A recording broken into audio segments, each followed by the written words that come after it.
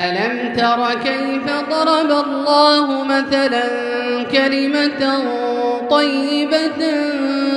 كشجرة طيبة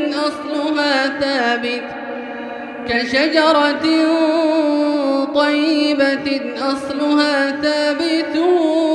وفرعها في السماء تؤتي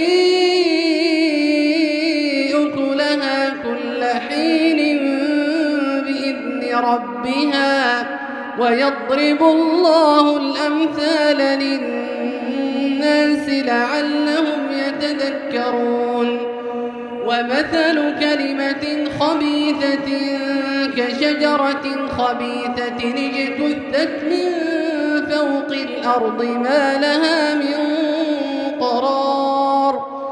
يثبت الله الذين آمنوا بالقول الثابت في الحياة الدنيا وفي الآخرة ويضل الله الظالمين ويفعل الله ما يشاء ألم تر إلى الذين بدلوا نعمة الله كفرا وأحلوا قومهم دار البوار جهنم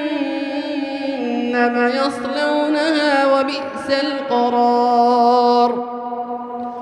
وجعلوا لله أندادا ليضلوا عن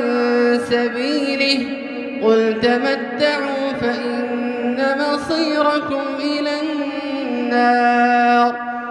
قل لعبادي الذين آمنوا يقيموا الصلاة وينفقوا مما رزقناهم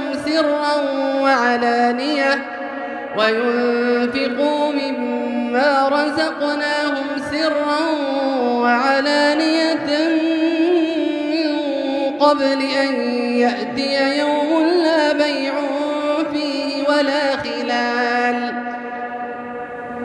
الله الذي خلق السماوات والأرض وأنزل من السماء ماء